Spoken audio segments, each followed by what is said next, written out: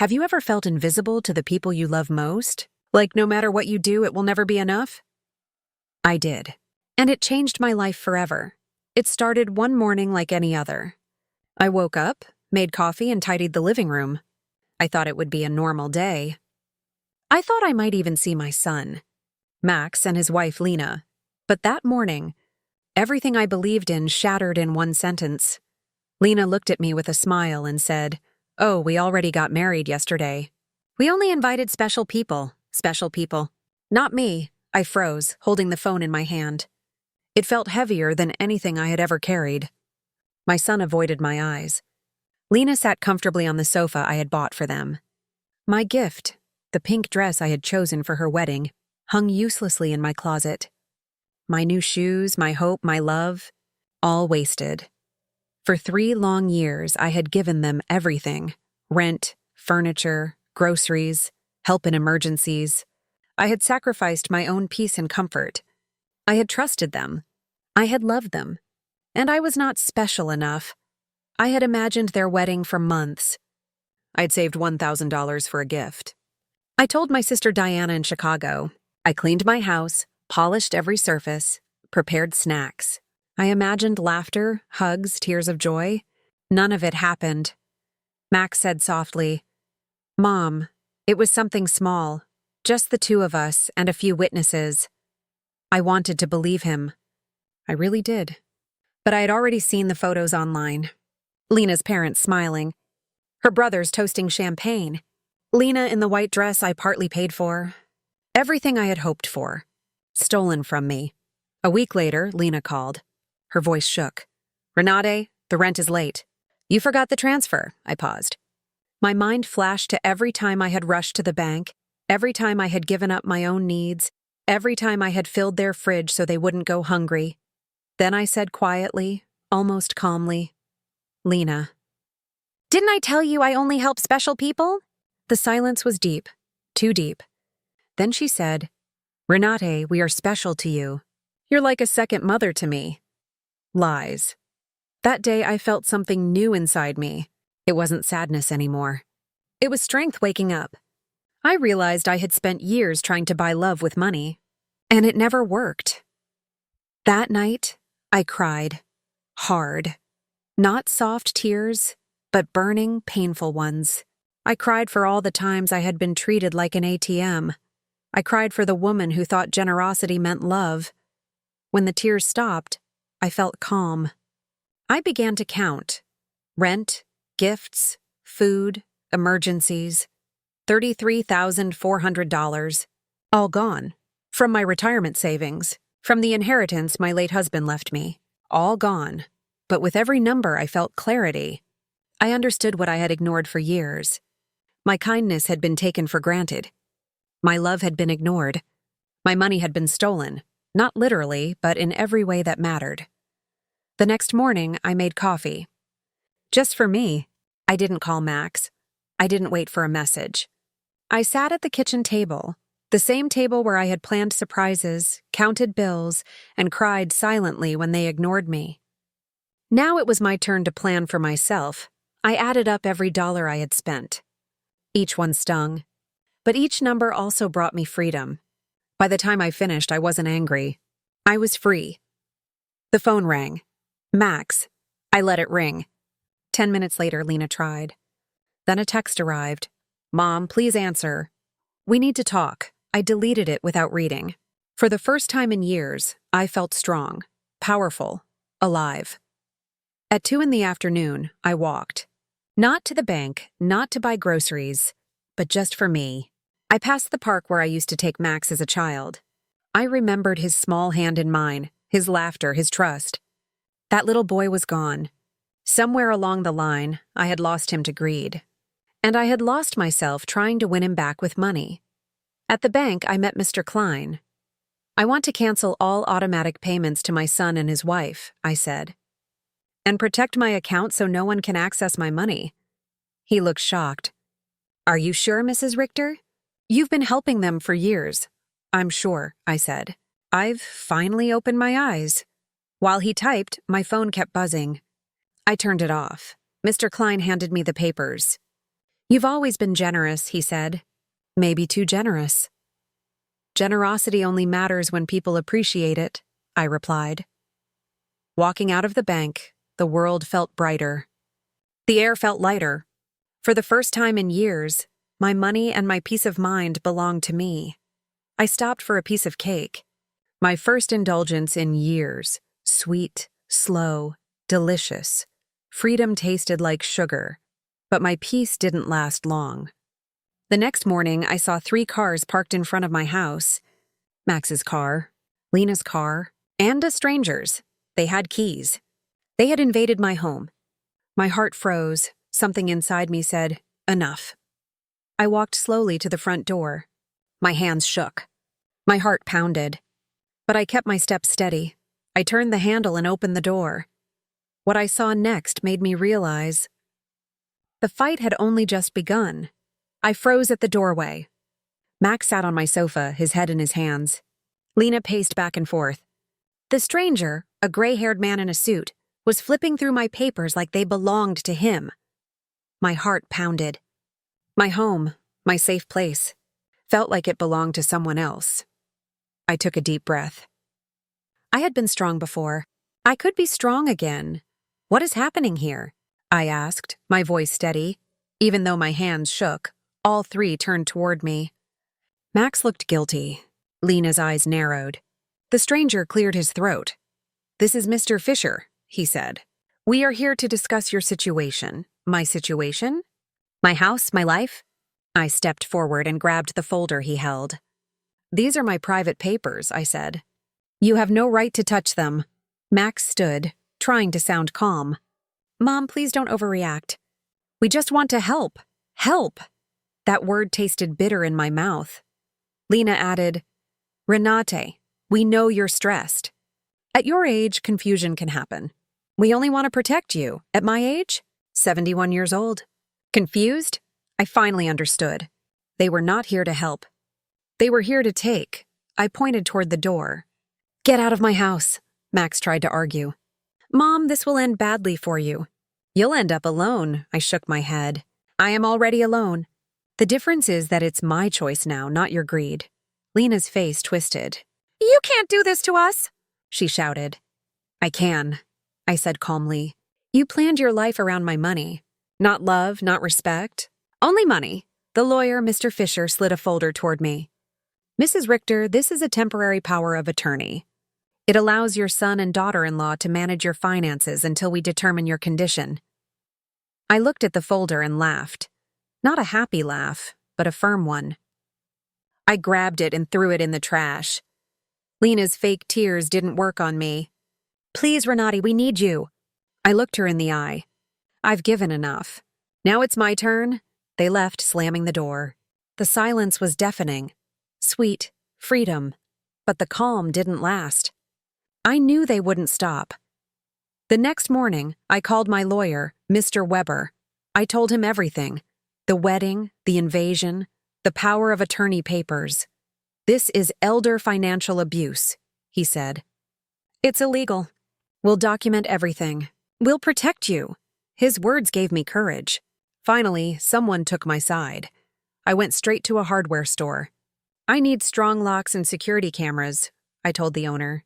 He called his son, Ethan. He'll come tomorrow, he said. For the first time, I spent money on myself, on my safety. Not theirs. Later, my phone rang. Unknown number, Lena. Please, let's talk, she said softly. I laughed quietly. How much rent do you owe right now?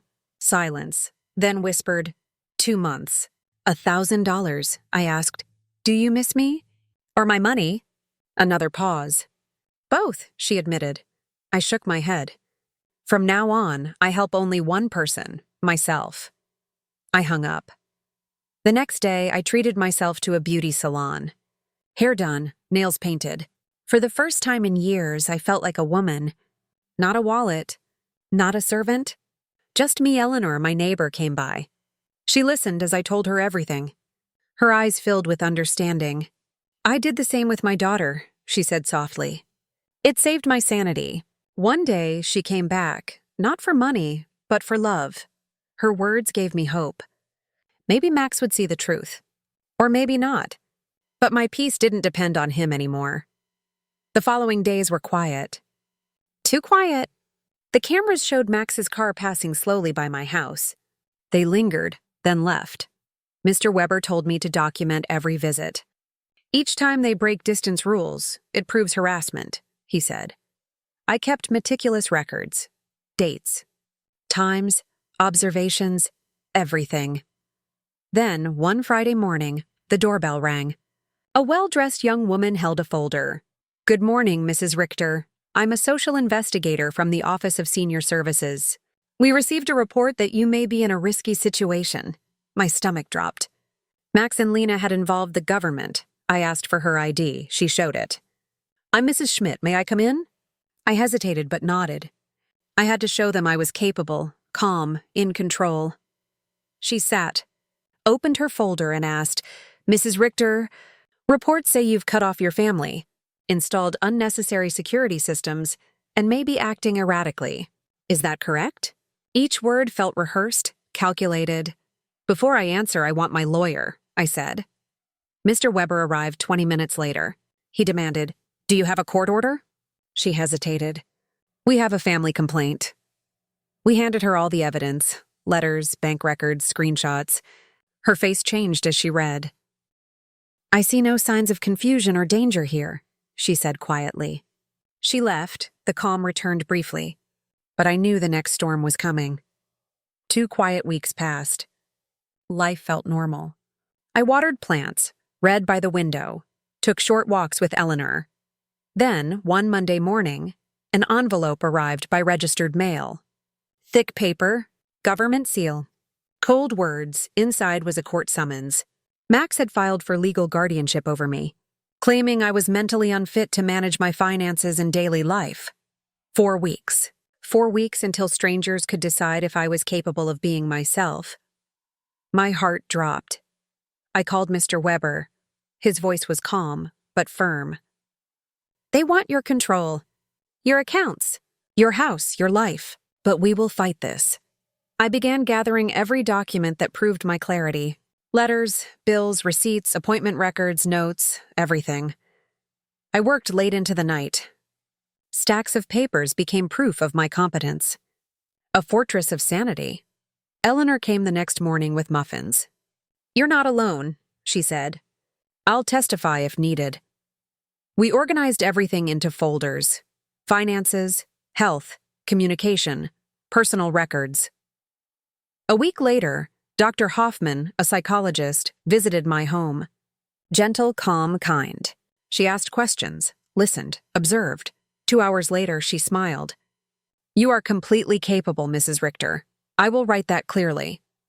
I slept peacefully for the first time in days, but peace didn't last. Max parked behind my car at the grocery store. "Mom, stop all this," he said, voice trembling. "Withdraw the case." I looked at him. Not the son I knew. Not the boy who once brought me flowers. "You're hurting yourself," I said quietly. "And one day, you'll realize you can't buy back what you lost." I drove away. He didn't follow. At home, another envelope waited.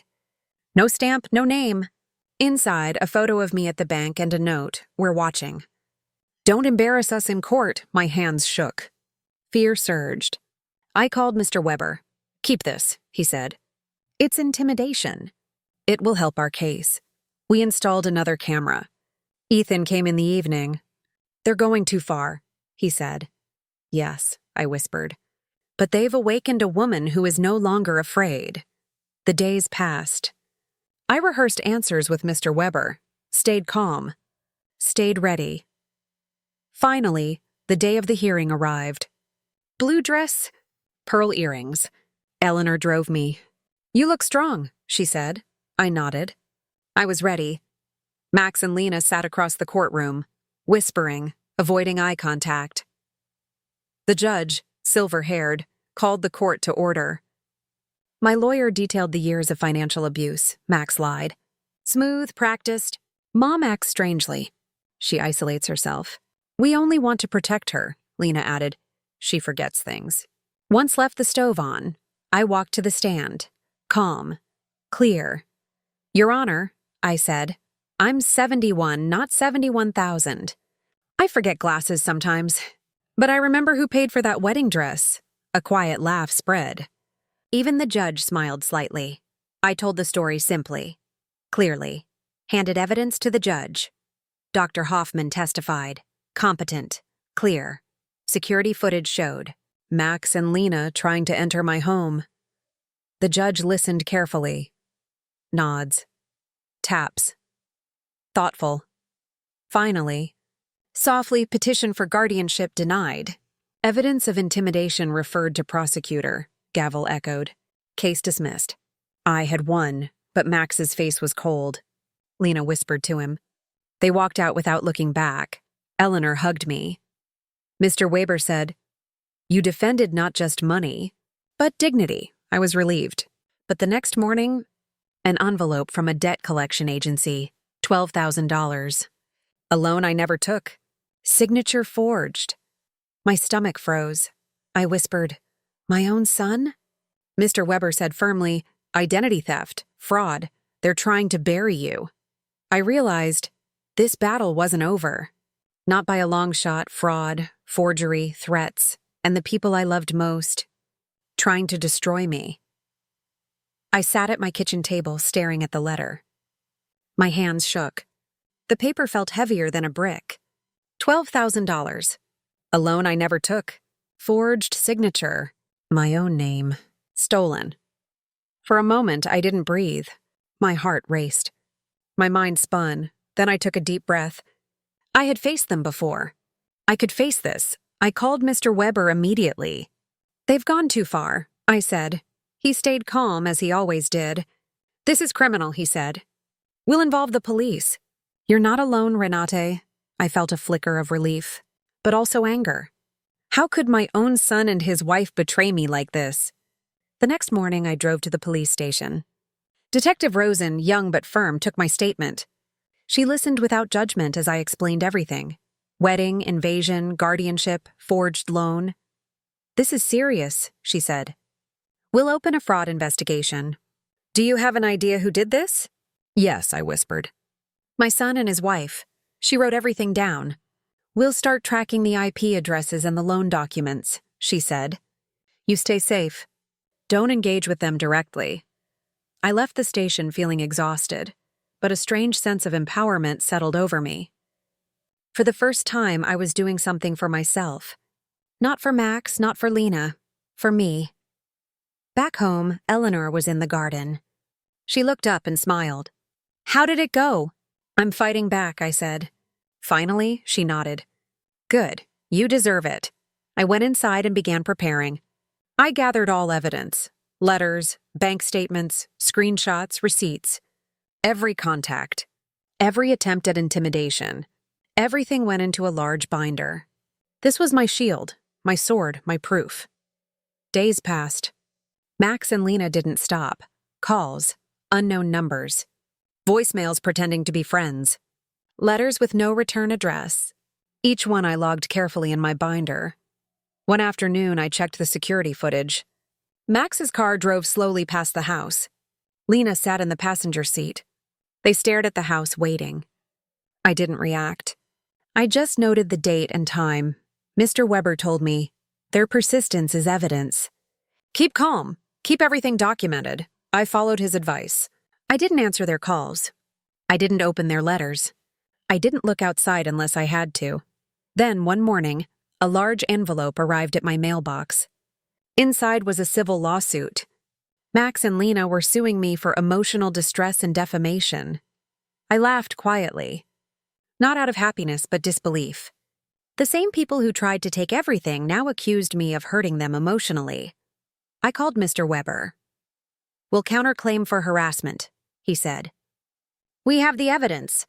They can't win. Weeks passed. Court dates came and went. Each time I felt nervous. But I was prepared, organized, calm.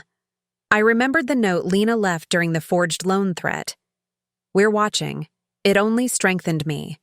Finally, the court date for the forged loan arrived.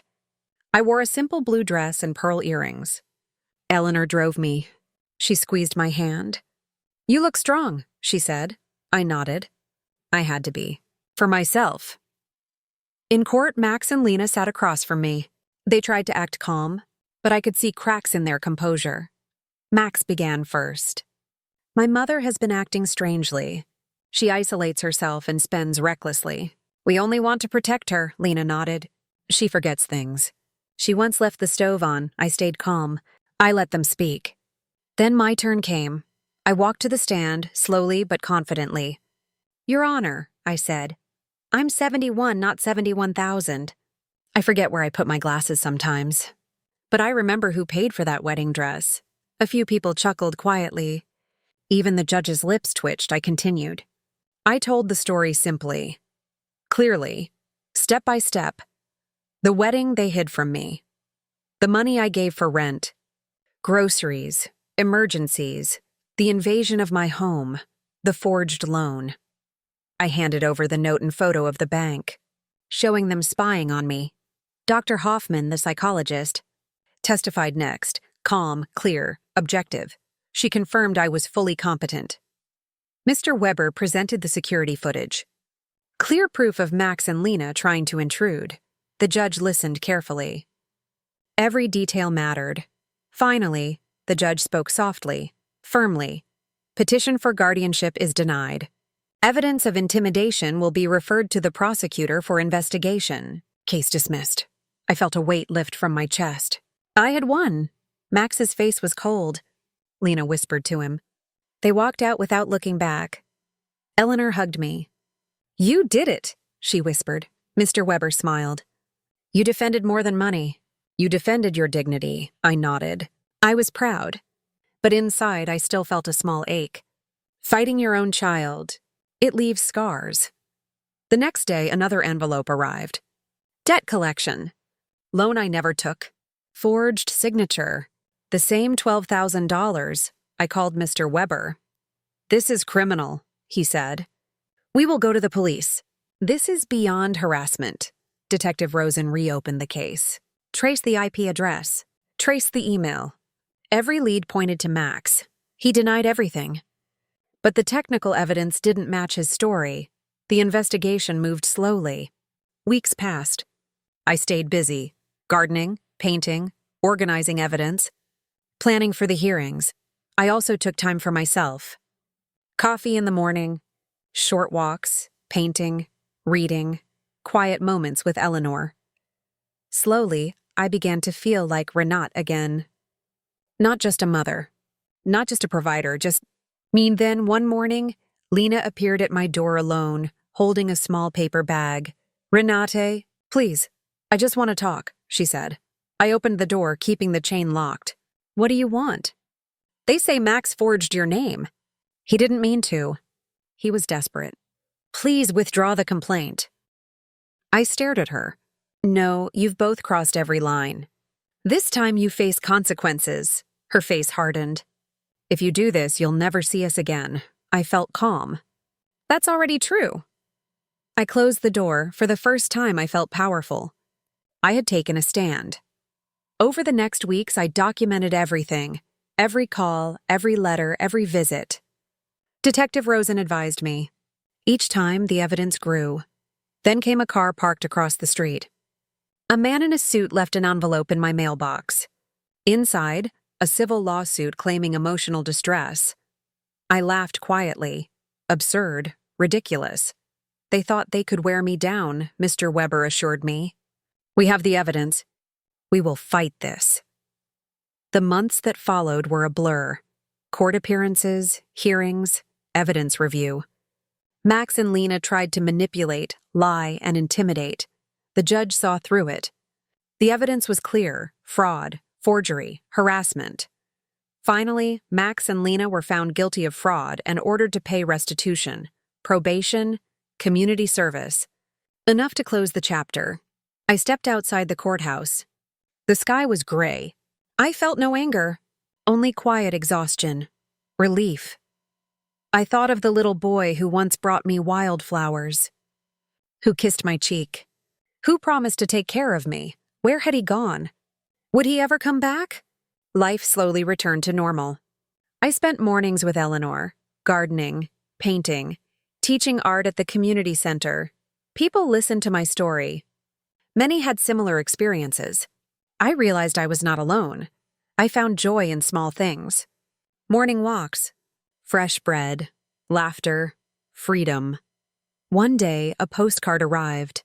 No return address. 3 words. I'm still trying. I smiled. Not forgiveness, not reconciliation, but hope. My home was my sanctuary. Cameras stood silent guard. My garden bloomed. My life, finally my own. I knew this peace was hard won, but it was mine. The morning was quiet. Too quiet. I kept checking the cameras. Every car that drove by, every shadow that moved, made my heart race. But I stayed calm, strong, ready. Then at noon, the doorbell rang. My stomach sank. I didn't recognize the car outside. A man in a dark suit left a thick envelope in my mailbox and drove off. I went inside slowly. The envelope was heavy. My hands trembled as I opened it. Inside was another legal notice. Max and Lena had filed a new suit. This time it claimed emotional neglect and illegal spending on my part. My blood ran cold. I sat down. I had fought so hard already. I had won court cases, protected my money, defended my dignity. But now they wanted to drag me back in. I called Mr. Weber immediately. Another lawsuit, I said. My voice shook. He took a deep breath. Renate will handle it. You have the evidence. We will fight again. I felt a flicker of hope. But it was mixed with anger. They had crossed every line. I would not let them touch my life again. For the next several days, I prepared. I gathered documents, security footage, letters, phone logs. Everything went into neat folders. Each folder was a weapon, a shield. My fortress Eleanor came by with tea. She smiled gently. You're stronger than they think, she said. And stronger than you know. Her words gave me courage. I realized I had been scared for too long. Fear no longer ruled me. I also took time for myself. I painted, walked in the park, tended my garden. Each day I reminded myself, my life was mine to live. But Max and Lena weren't finished. They sent letters, emails, and called from unknown numbers. They tried to provoke me, to push me into mistakes. I stayed calm. Documented everything. Responded only through Mr. Weber. One morning, a police officer called. Mrs. Richter, someone filed a complaint against you for mental incapacity. We're checking your welfare. I laughed quietly. Mental incapacity? At 71? Just be ready, he said. They take it seriously. I hung up and took a deep breath. I would not be intimidated. Not again. 2 days later, Dr. Hoffman came to my home again. Mrs. Richter, I need to update my report, she said. I smiled. Of course. Please see my routine, my records, everything you need. She spent hours with me, observing, asking questions, taking notes. At the end, she said firmly, you are competent, clear, logical, and in full control of your life. I felt a surge of relief. I wasn't alone. I had allies. The court date arrived. Once again, I wore a simple blue dress, pearls, and my confidence. Eleanor drove me. She squeezed my hand. You've got this, she whispered. Max and Lena were there, whispering to each other, trying to appear confident. The hearing began. My lawyer presented every piece of evidence, forged loans, intimidation, harassment, prior court decisions, security footage. Max tried to speak. My mother has been isolated. She spends recklessly. We only want to protect her, Lena added. She forgets things. She left the stove on once. She is not safe alone. I listened calmly. My turn came. I stood and walked to the stand. Your Honor, I said clearly, I am 71. I forget where I put my glasses sometimes. But I remember everything I have done to support my son and his wife, and I remember that they have betrayed me. A quiet murmur spread through the courtroom. Even the judge leaned forward. Listening intently, I told the story simply, how I had given money for rent, groceries, emergencies, how they had hidden their wedding from me, how they tried to take control of my finances, how they forged my signature, how they had harassed me repeatedly.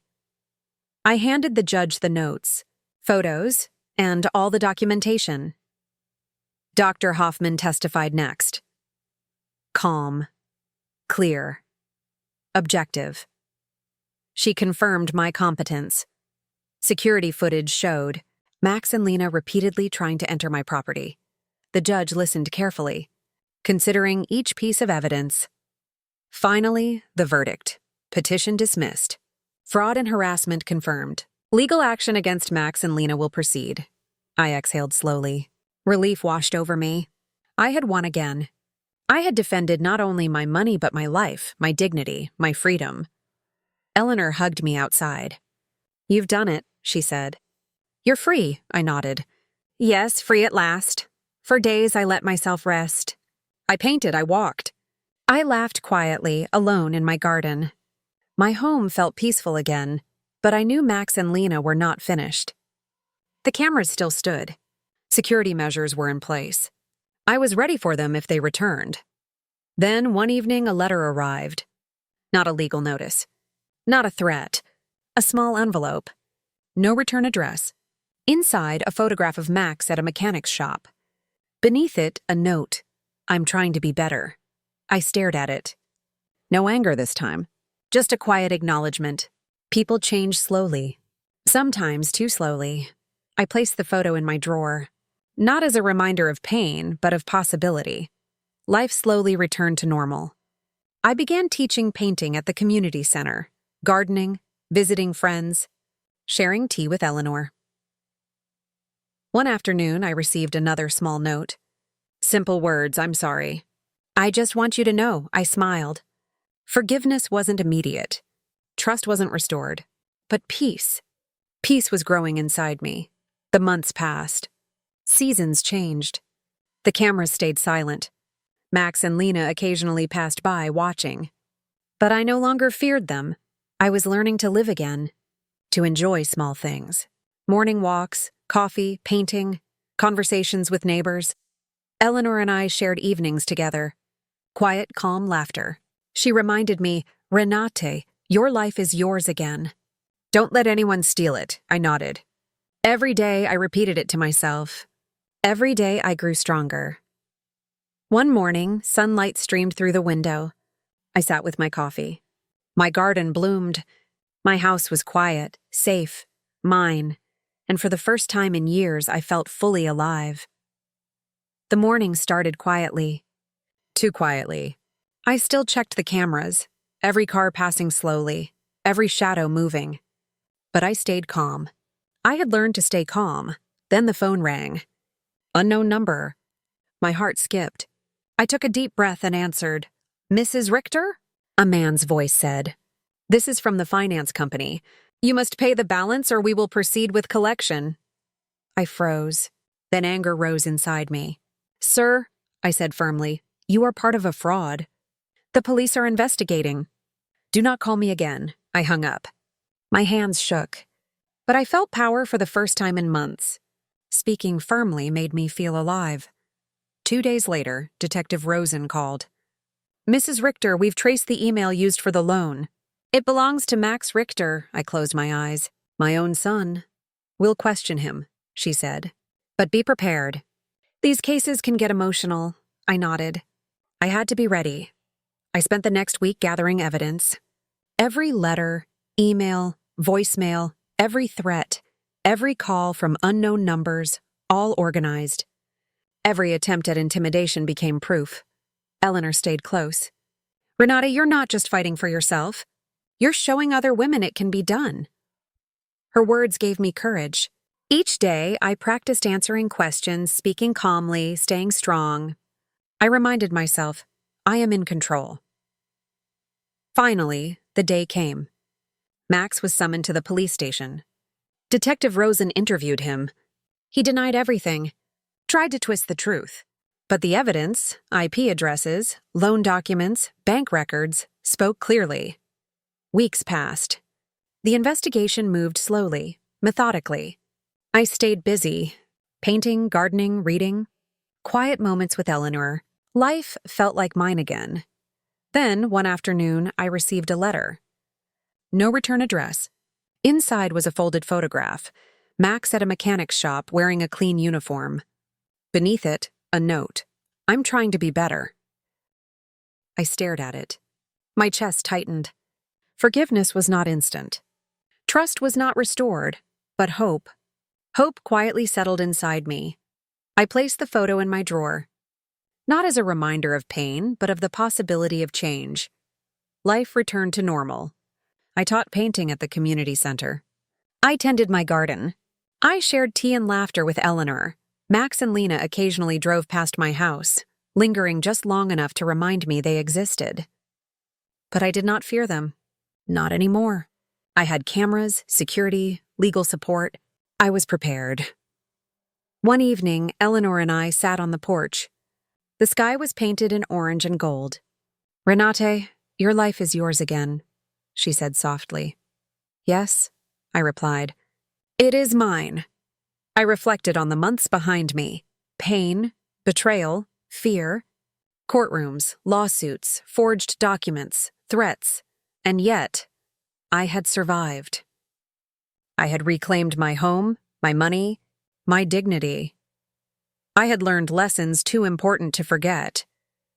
Love is not earned with money. Kindness is not permission to take advantage. Strength is found when fear is faced, not avoided. I smiled. My home felt peaceful again. The cameras stood silent, protecting me, yes, but also reminding me of the strength I had built.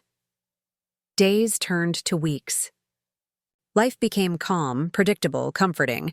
I spent mornings watering flowers, afternoons painting, evenings sharing tea with Eleanor.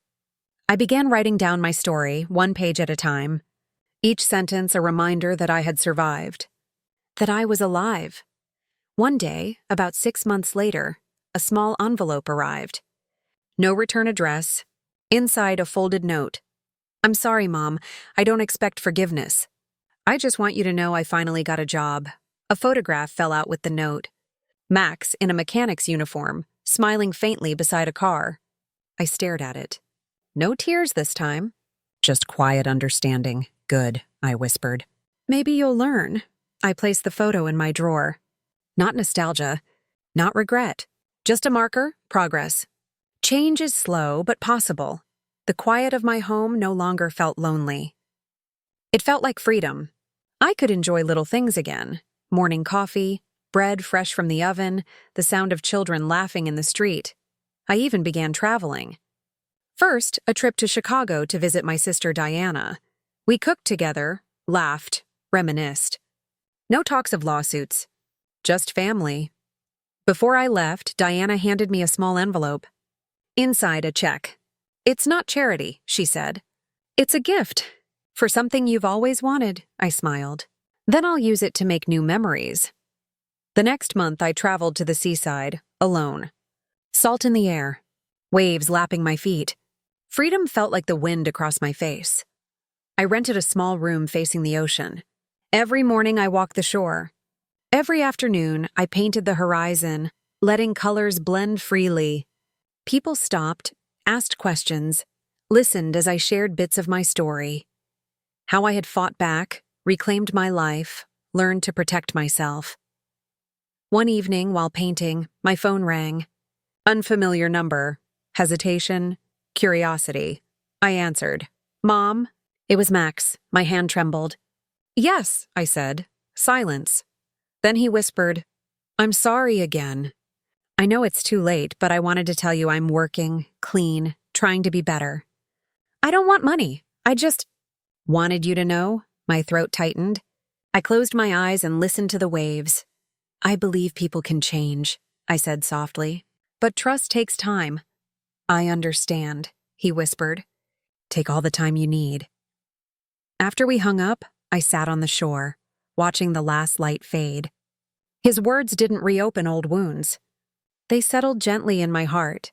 Forgiveness is not pretending the past never happened. It is choosing not to let anger control your life. I returned home, and life continued. Autumn touched the trees. Eleanor greeted me at the gate. I laughed. My house felt safe, full of peace. One crisp evening, the community center hosted an art show. My students' works were displayed.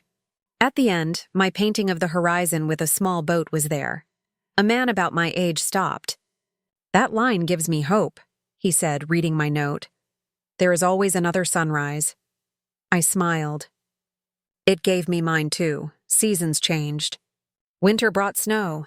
Spring brought blooms. Life continued, quiet, gentle, peaceful.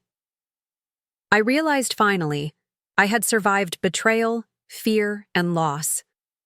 I had reclaimed my life, my freedom, my strength.